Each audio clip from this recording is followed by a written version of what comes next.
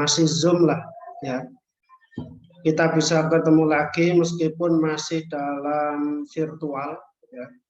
Karena situasi dan kondisinya memang masih belum memungkinkan untuk dilakukan secara luring.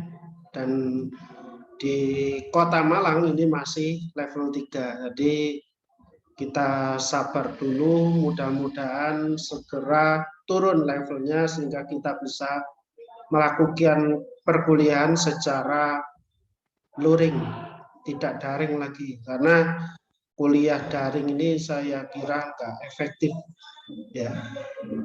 Kalau sosial mungkin bisa, tapi kalau untuk teknik ini kayaknya sulit untuk dilakukan perkuliahan secara daring ya.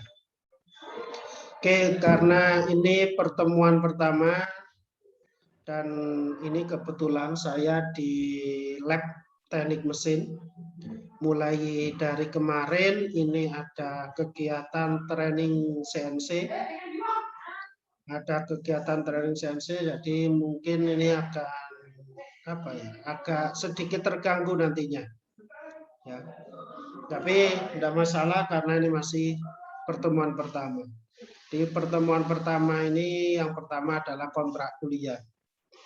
Nah, di kontrak kuliah saya yang pertama yang perlu saya sampaikan nanti untuk perkuliahan ketika dilakukan memakai Zoom, maka saya berharap kamera juga di-on-kan.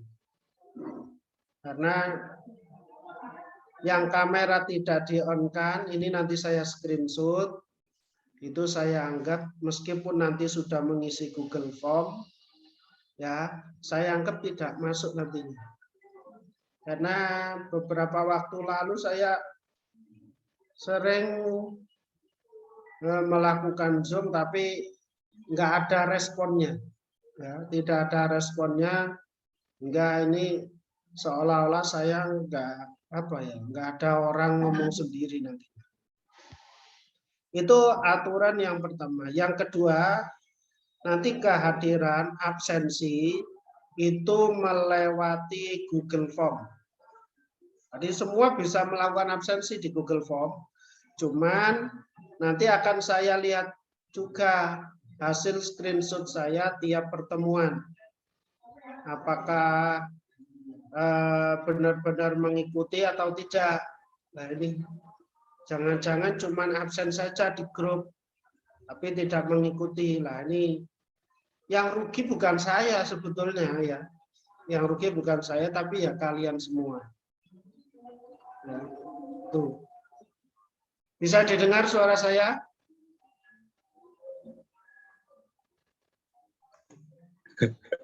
Bisa didengar suara saya ya? Ya, bisa, Pak. Bisa, Pak.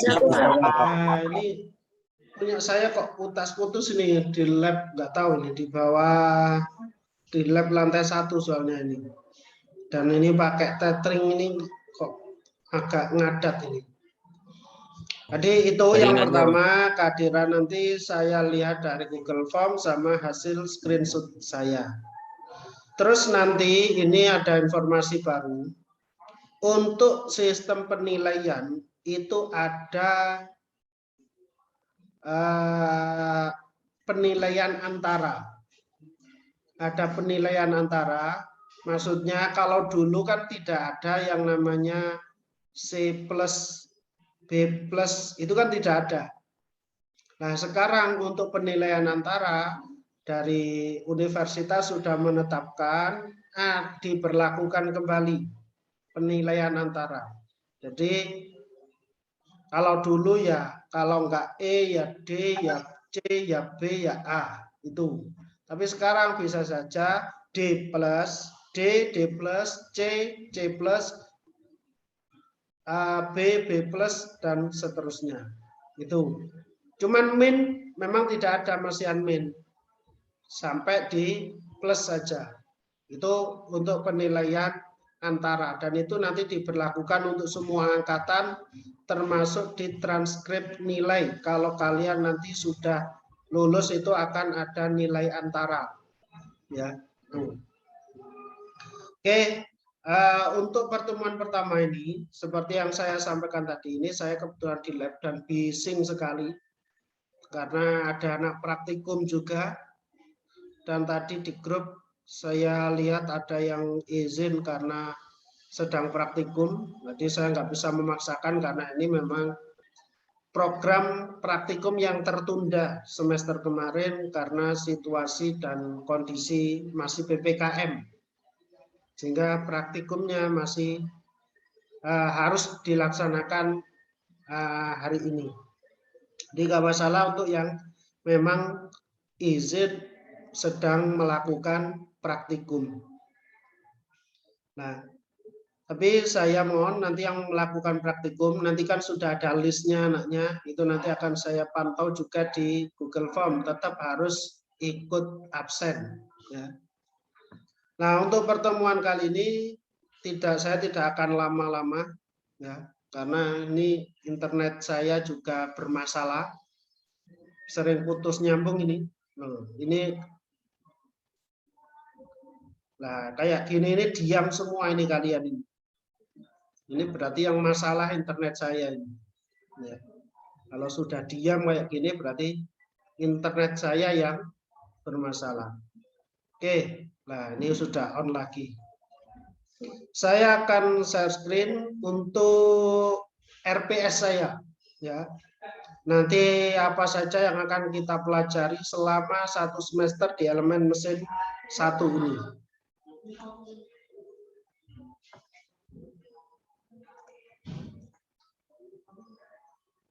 Sudah kelihatan ya?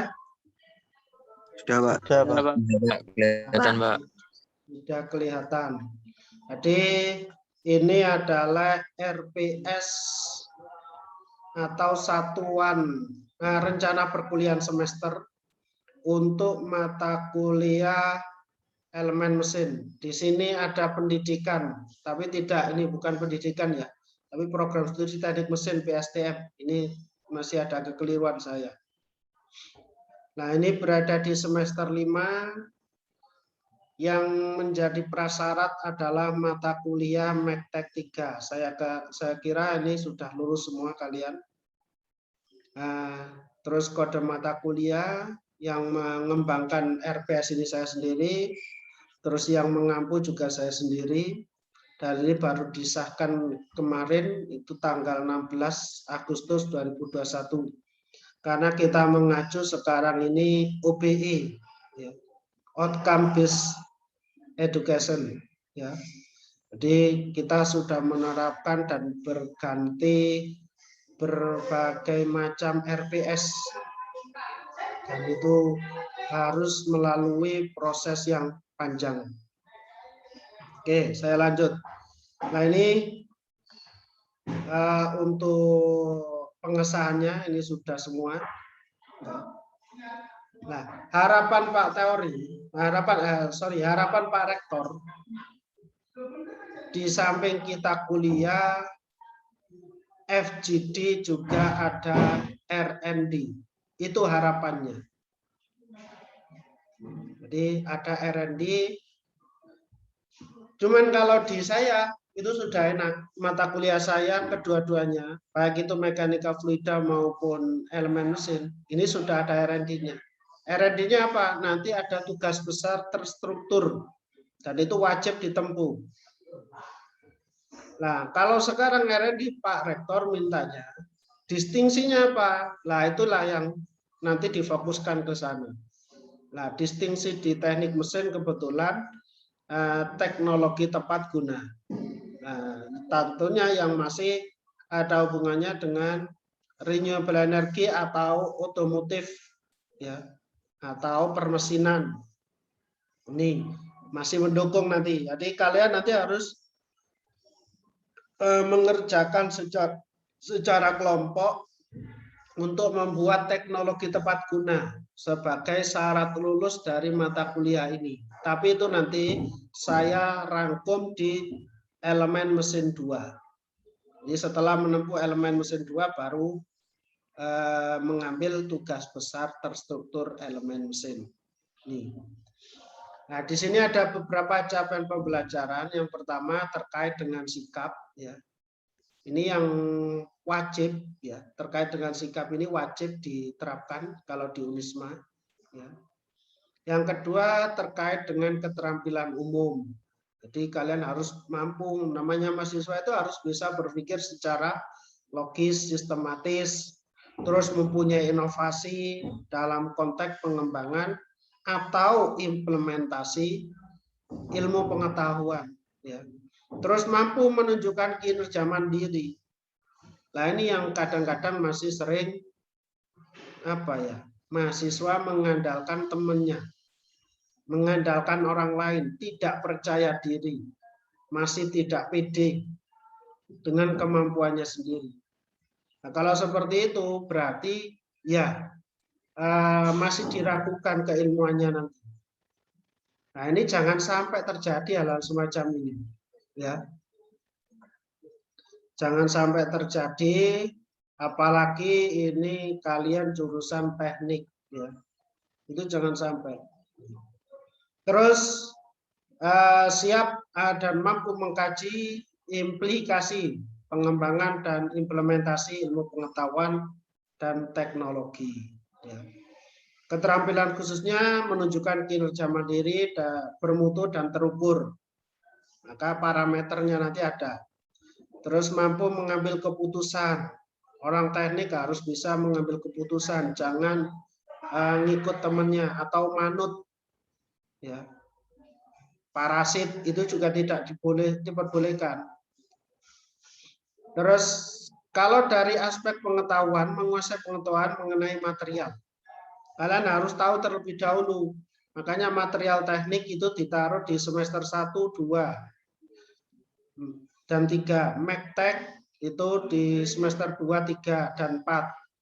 Makanya ini harus tahu dulu. Nah, menguasai pengetahuan mengenai material teknik, elemen mesin, dan perpindahan bahan. Nah, elemen mesin, kalau kita berbicara elemen mesin, kita berbicara bagian-bagian.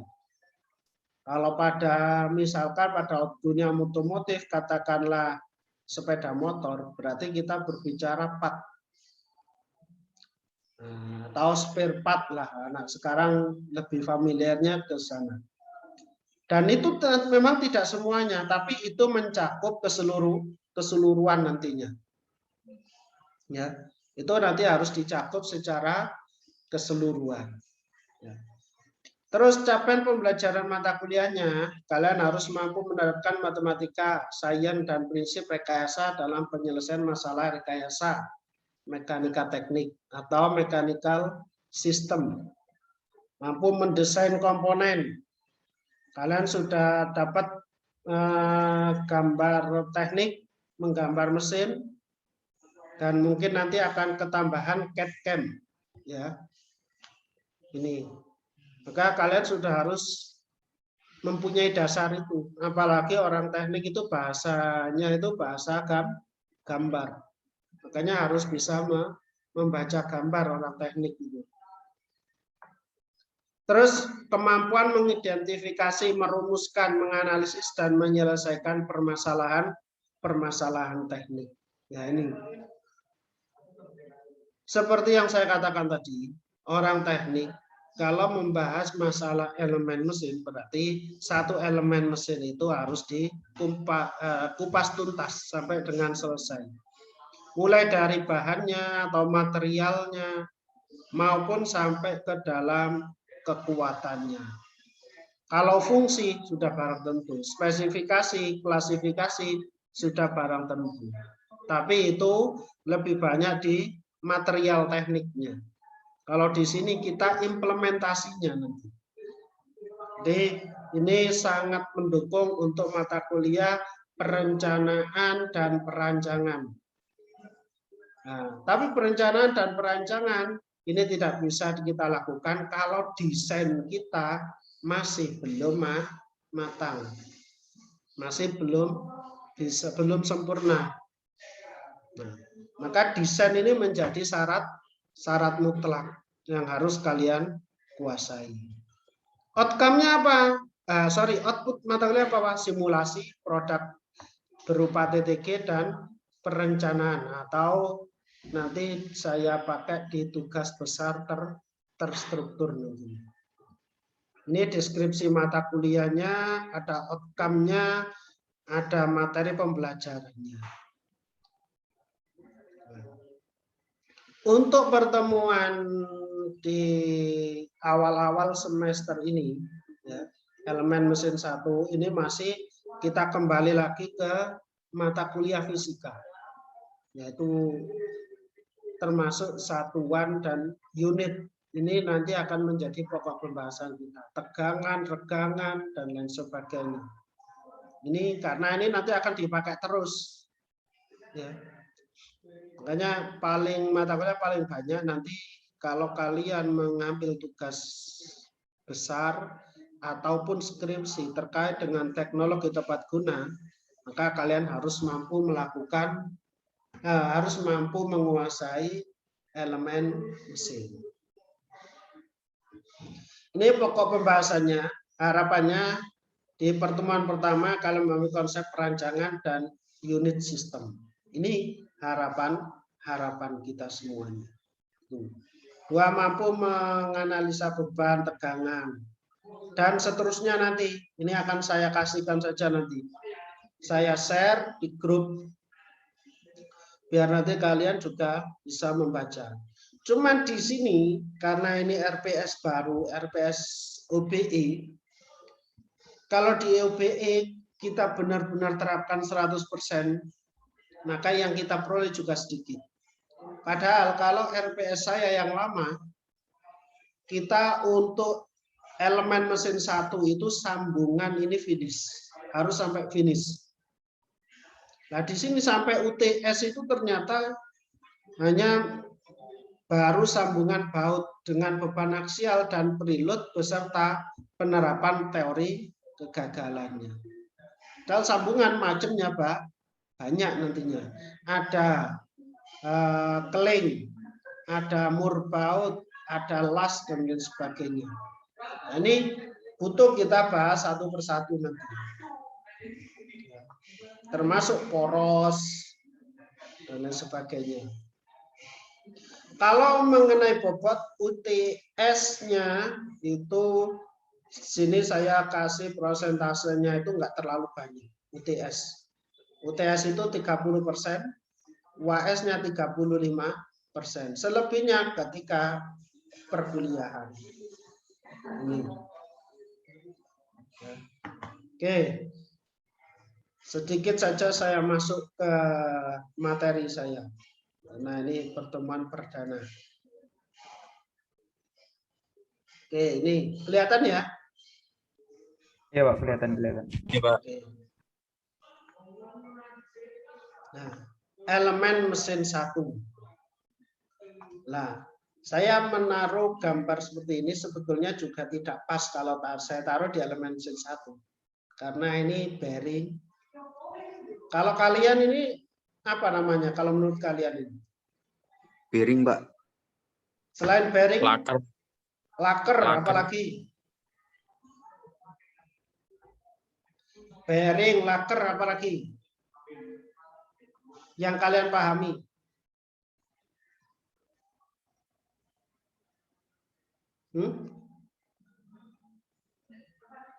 Bantalan. Iya, Pak, bantalan. Ini termasuk salah satu jenis bantalan. Dan bantalan nanti macamnya banyak. Oke. Nah ini untuk pendahuluan dulu. Ya. Jadi elemen mesin, kalau kita definisikan, merupakan ilmu pengetahuan yang mempelajari tentang bagian dari komponen mesin. Jadi mempelajari tentang bagian dari komponen mesin yang diperlukan untuk konstruksi mesin atau diterapkan pada konstruksi mesin. Sehingga ketika kita mau menentukan elemen pada bagian mesin tertentu, kita harus tahu spesifikasinya. Terus kekuatan yang dibutuhkan itu seberapa, pembebanan yang diterima itu apa saja. Ini harus tahu, makanya di sini harus tahu dan mampu mempergunakan yang dipergunakan untuk konstruksi mesin. Namanya konstruksi mesin ya. Ini. Nah, komponen mesin ini direncanakan dan dibuat untuk memenuhi kebutuhan mekanisme dari suatu mesin. Mesin itu juga butuh namanya bearing, juga butuh namanya mur baut. Artinya mesin itu butuh sambungan dan elemen atau komponen-komponen yang lainnya juga. Nah, itu nanti harus kita ketahui. Nah, dari situ maka ada beberapa pandangan. Yang pertama, kalau kita lihat dari kurikulum, ya, berarti yang pertama harus kita kuasai adalah ilmu fisika dasar. Fisika dasar harus tahu, harus menguasai. Tapi fisika dasar di sini yang berkaitan dengan ilmu mekanikal, ya, ilmu mekanik. Nah, baru setelah itu mekanikal ini macamnya banyak, termasuk tadi material, ya, terus mekanika tekniknya, ya, karena apa? Mektek kan menghitung kekuatan, toh. Nanti juga masuk ke dalam bagian dari konstruksi. Itu mektek, mekanika teknik. Nah, kalau di elemen mesin, ini rumusnya sudah jadi. Pengembangan dari atau diambilkan dari satu fisika. Yang kedua diambilkan dari mekanika teknik. Untuk kekuatan material, ini kita nggak terlalu membahas ke sana. Karena apa? Variabel-variabel itu sudah ada. Nanti ada di dalam tabel. Oh, kalau ini itu butuhnya atau harusnya memakai jenis material ini. Karena dia mempunyai kekuatan tarik sekian dan sebagainya. Loh ini. Ya ibaratkan saja kalian ketika mau membuat sasis atau membuat rangka dari misalkan teknologi tepat guna yang berkaitan dengan mesin pencacah. Pencacah apa ini? Misalkan penghancur atau pencacah rumput. Nah, itu butuh kekuatan konstruksinya itu sampai berapa? Terus jenis materialnya itu material apa? Satu juga kita tidak boleh melepaskan dari sisi ekonomis. Ya, sisi ekonomi itu nggak boleh ditinggalkan. Itu sangat penting juga. Jangan sampai begini, misalkan kalian punya unit usaha, produksi atau memenuhi kebutuhan masyarakat, stakeholder yang berkaitan dengan atau penyedia TTG, teknologi tepat guna bagi masyarakat. Jadi masyarakat butuh ini, kalian yang buatkan. Nah, kalau itu tidak atau faktor ekonomi tidak diikutkan, maka bisa saja kalian akan mengalami kerugian. Keruginya di mana? Katakanlah materialnya terlalu kuat, terlalu bagus, otomatis harganya mahal. Padahal aslinya pakai standar di bawahnya itu bisa. Tapi ini karena kita nggak tahu material dan sebagainya, kita pilih yang speknya itu tinggi semua. Dan itu tidak pas. Akhirnya apa? Biaya pembuatan dengan harga jual,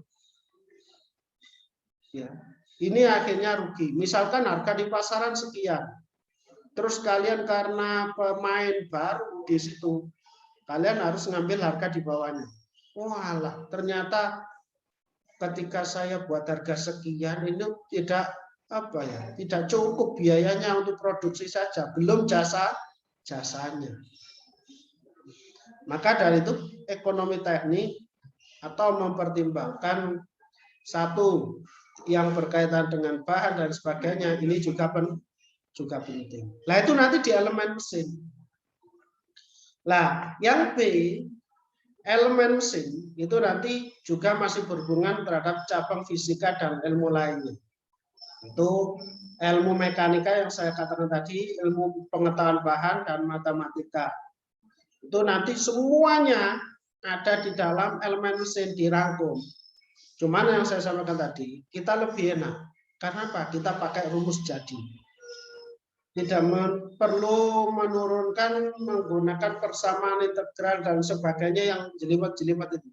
Kecuali kalau elemen mesin, metode elemen hingga. Beda lagi. Kalau elemen hingga nanti, itu berarti matematika semua.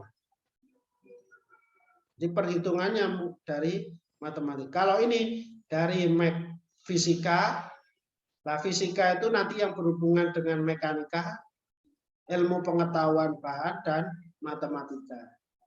Nah, dirangkum semuanya dalam menjadi satu, wadahnya atau rumahnya ini namanya elemen mesin.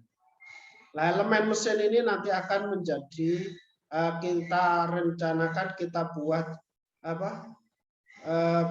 perencanaan yang matang sehingga bagaimana ini akan akan menjadi konstruksi mesin yang ideal, konstruksi mesinnya cocok. Tuh. Nah, yang selanjutnya ini terkait dengan prinsip dasar pada perencanaan elemen mesin yang berhubungan dengan elemen mesin. Ya. Jadi dalam tahap-tahap perancangan elemen mesin ini ada beberapa hal yang harus menjadi perhatian kita semuanya. Ya. Di samping yang saya sampaikan, yang saya jelaskan di awal tadi. Yang pertama apa? Jenis pembebanan. Aksialkah, radialkah, atau yang lain? Maka jenis pembebanan ini jadi penting. Tegangan tarik, geser, regangan, dan lain sebagainya. Itu harus tahu. Jenis tegangan yang timbul akibat pembebanan. Nah, kan ada elastis dan sebagainya material itu. Terus pemilihan bahan atau komponen. Bentuk dan ukuran bagian mesin yang direncanakan. Termasuk ini rencana dibuat apa. Ya, itu harus ada. Gambar kerja minimal yang 2 dimensi. Syukur-syukur 3D. Ya, itu lebih bagus. Dan sekarang mudah, kita nggak perlu gambar manual. Tapi gambar manual kalian juga harus bisa menggambar manual. Terus safety-nya, faktor ketika dioperasikan. Layak enggak ini untuk dipakai atau digunakan? Jangan-jangan ketika digunakan keamanannya atau safety faktornya ini rendah sehingga banyak menimbulkan korban menimbulkan kecelakaan kerja nanti. Nah, itu jangan sampai. Misalkan dari konstruksinya itu karena kurang aman dan sebagainya. Bisa jadi. Apalagi sekarang tuntutan dari pemerintah kalau bisa di samping itu aman, juga ramah terhadap lingkungan. Juga harus itu, eco green itu. Harus ramah terhadap lingkungan. Saya pernah menyampaikan, karena yang paling banyak, terutama saat ini ya, sampai dengan saat ini, itu orang mesin yang menjadi penyumbang emisi gas buang terbesar atau menjadi penyumbang polusi itu dari orang teknik mesin. Ya, itu juga nanti bisa dibawa ke dari faktor keamanan operasinya. Oh, ini tidak layak dan sebagainya. Seperti halnya dulu ada ada motor dua tak. Tapi setelah itu terkait dengan regulasi dan semakin jeleknya kualitas udara, Maka terus kemudian itu kan sudah tidak muncul lagi. Yang ada mungkin masih apa? Ya memang tetap masih ada, tapi jumlahnya kan tidak terlalu banyak. Ya, karena apa? Sudah tidak muncul yang baru lagi itu. Karena apa? Mencemari lingkungan. Itu salah satu contoh. Ya, apa ada sekarang motor atau yang lainnya yang masih pakai 2 tak. Nah, termasuk diesel. Ini juga menjadi masalah. Katakanlah kita bahas untuk konstruksi motor diesel mobil ya, dengan yang pakai bensin atau bahan bakar yang lain. Nah, ternyata kalau diesel itu getarannya lebih besar. Nah, ini bagaimana caranya? Supaya ketika material atau konstruksi mendapatkan beban sekian, terus getarannya sekian, ini tetap bisa bertahan, tetap kuat. Nah, ini juga harus menjadi pertimbangan. Itu adanya di satu getaran mekanis sama elemen mesin. Yang selanjutnya, pemeliharaan dan perawatan. Gimana caranya supaya pemeliharaan, perawatan atau maintenance ini lebih simpel, lebih mudah. Jangan buat yang sulit dilakukan pemeliharaan ataupun perawatan. Seperti dulu saya pernah ketika melakukan magang kerja di mana itu PLI, Panasonic Lighting Indonesia itu yang berada di Bangil, Racim Bangil, di Pier. Nah itu saya pas ke sana, ini pas saat overhaul. Nah, ternyata pas saat overhaul presiden direkturnya atau pemiliknya apa namanya itu bilang gimana caranya saat overhaul ini produksi tetap jalan. Nah, berarti kita harus melakukan apa ya? Atau mencari mesin pengganti dulu supaya ini tetap bisa produksi tetap jalan, tidak jalan di tempat, tidak diam. Ya, akhirnya apa? Adalah rekanan yang menawarkan, oh ya saya sanggup. Setelah dipasang pada saat uji coba ini ternyata sudah memakan apa ya, korban banyak, kerugian yang besar. Nah, ini termasuk perkara yang apa ya, yang sulit. Itu dikarenakan faktor pemeliharaan dan perawatannya yang ribet. Tapi maintenance itu rata-rata sudah ada timingnya, sudah ada schedule-nya. Ya. Terus estetika, faktor atau aspek keindahan. Ini juga penting. Jangan sampai orang mesin buat teknologi tepat guna, tapi nggak menarik sama sekali. Sehingga orang meskipun itu bagus, fungsional dan sebagainya. Tapi kalau konstruksinya tidak menarik, desainnya tidak menarik, orang juga enggan. Sudah ragu duluan. Barang kayak gini aja kok dijual. Minimal seperti itu orang bilang. Makanya gimana caranya? Estetika ini tetap juga menjadi apa ya? Bagian yang harus kita benar-benar harus kita perhatikan. Nah, di sini ada istilah ya, ada istilah dasar dari elemen ya. Dari jenis elemen ini ada istilah dasar ya, mana di sini didefinisikan elemen mesin merupakan bagian dari komponen tunggal. Bagian dari komponen tunggal yang dipergunakan pada konstruksi mesin. Ingat ya, bagian pada komponen tunggal yang dipergunakan pada konstruksi mesin. Contoh tadi apa? Sambungan. Sambungannya pakai apa? Las. Sambungannya pakai apa? Keling. Sambungannya pakai apa? Mur baut dan sebagainya.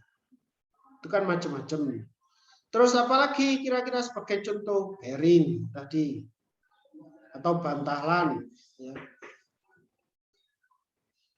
Atau laker, orang bengkel bilangnya. Ya. Itu juga merupakan bagian yang penting, ya, komponen dan merupakan komponen tunggal yang apa ya, dipergunakan secara umum. Contoh tadi itu bantalan, kan tidak hanya untuk roda atau untuk poros, ya. Dan setiap bagian ini mempunyai fungsi pemakaian yang khas. Ya, setiap bagian ini mempunyai fungsi pemakaian yang khas. Jadi harus diklasifikasikan sesuai dengan kalau tenaga pengajar itu kompetensinya masing-masing.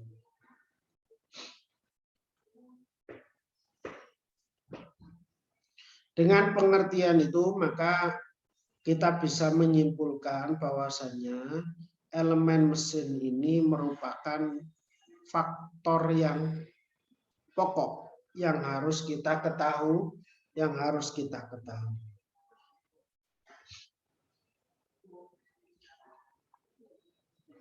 Sehingga di sini sambungan atau materi yang akan kita pelajari pada elemen mesin, yang pertama terkait dengan sambungan susut, sambungan paku keling, sambungan ulir dan skrap, sambungan pengelasan, sambungan pasak atau spray. Nah, bantalan dan elemen transmisinya, ada bantalan luncur, ada bantalan gelinding, ada poros dukung dan poros transmisi.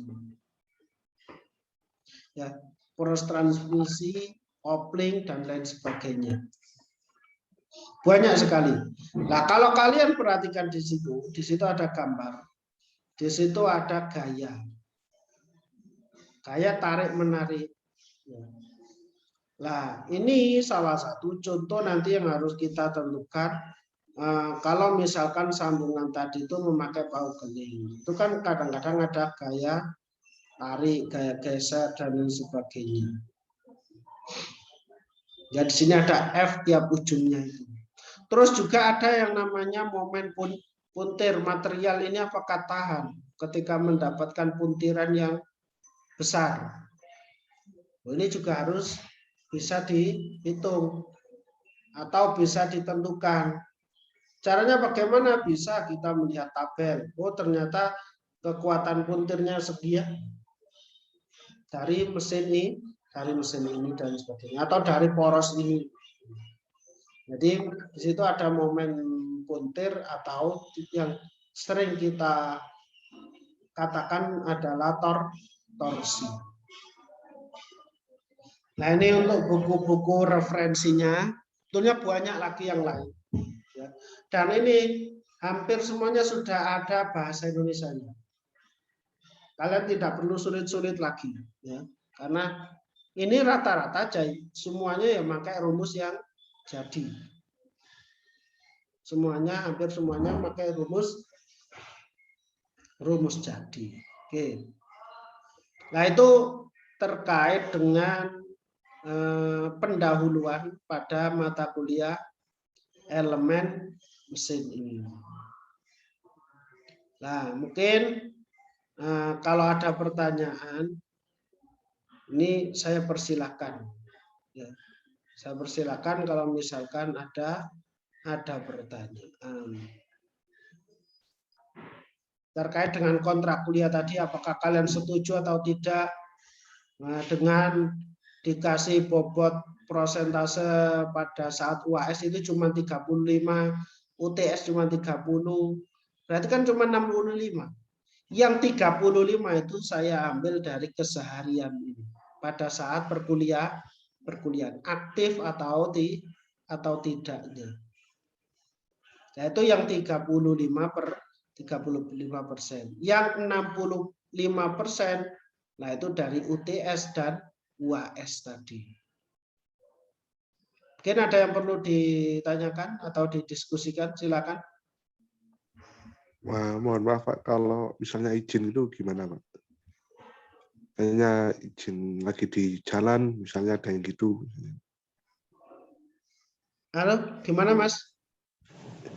Kalau misalnya ada yang izin, misalnya izin di jalan, lagi di jalan atau ada yang lain-lain gitu Pak, itu gimana Pak solusinya Pak? Nah, kan kuliah kan sudah ada jadwalnya dan jamnya. Masa pada saat kuliah mesti keluar ya. Kalau hanya sekali 2 kali nggak ada masalah, izin. Tapi kalau terus-terusan izin nanti akan ketahuan nanti. Kalau sekali 2 kali nggak masalah. Saya juga nggak terlalu kaku kok dengan mahasiswa izin. Toh selama ini di Fluida juga aman-aman saja. Bahkan ada yang mengumpulkan jawaban UTS UAS sama persis dengan temennya itu loh juga ada. Dan itu nggak 1-2 orang. Dan saya sumbernya tahu sebetulnya. Ya itu pun masih saya luluskan. Iya toh? Nah, artinya saya nggak terlalu kaku. Asalkan itu tidak setiap saya kuliah mesti selagi di jalan Pak. Nah ini berarti ya mencurigakan kalau seperti itu. Ya. Masih Pak. Oke, ada lagi yang lain mungkin. Ini masih kontrak kuliah dan pendahuluan saja ini. Habis ini saya lanjut training ini soalnya. Ya. Soalnya saya CNC juga baru kali ini saya. Semasa saya kuliah itu nggak pernah dapat CNC saya. Ya, jadi ya untung kalian nanti bisa praktikum CNC. Saya dulu nggak ada sama sekali. Barangnya saja nggak tahu. Ya untungnya sekarang sudah ada CNC, ada UTM, ada uji kekerasan, mikroskop, dan lain sebagainya ini sudah ada semua. Mungkin ini sebagai Sinduk Nur Afiatur ini di mana Dok? Ya Pak, Kamu di mana kamu? di Malang Pak. Di Malang? Iya Pak. Oh sudah balik Malang. Kalau ini Sinduk Nardina ini? Di Malang Pak. Di Malang juga. Oh, berarti ini rata-rata sudah di Malang ini. Iya Pak, rata-rata. Ini malah Ari Puja ini malah di kantin ini. Iya Pak, itu lagi di kantin Pak. Ari Puja ini malah di kantin, malah di kampus ini. Kalau ini Krishna Yuda ini di mana ini? Di rumah Pak. Ya. Aslinya Di mana? Malang. Pak, di Gang 10 Pak. Belakangnya X-Giant di Noyo. Walah, di Noyo sendiri, di rumahnya sendiri. Oke. Trisandi Arif ini dari mana? Dari aslinya Pak. Ya. Oh aslinya dari Lumajang Pak. Mana? Lumajang. Oh, Taretan Dibi.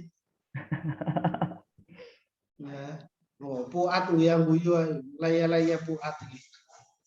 Yes, loh ini loh. Kadang-kadang kalau nggak di on cam gini ya tinggal tidur saya. Atau cuma nyalakan saja terus ditinggal saya ini. Ya. Nah, padahal ini jam-jam berat loh ini ya. Habis zuhur itu jam berat. Ya. Mesti banyak yang ngantuk itu. Maaf Pak, Ya. saya izin dulu Pak. Oh iya, enggak apa-apa. Mau Oke, ada kerja. pertanyaan? Tidak, Pak. Kalau nggak ada pertanyaan untuk kuliah awal ini, saya sampaikan sampai di sini aja ya. Nanti untuk materi dan RPS nanti saya share di grup. Iya, Pak. Iya, Pak. Materinya saya share di grup saja biar enak. Ya. Oke, kalau nggak ada lagi yang ditanyakan, sekali lagi saya mohon maaf karena ini masih kuliah perdana dan mudah-mudahan kita nanti bisa maksimal meskipun dalam keadaan daring. Amin. Walafuminkum. Assalamualaikum warahmatullahi wabarakatuh. Jangan lupa absen di Google Form. Iya, Pak.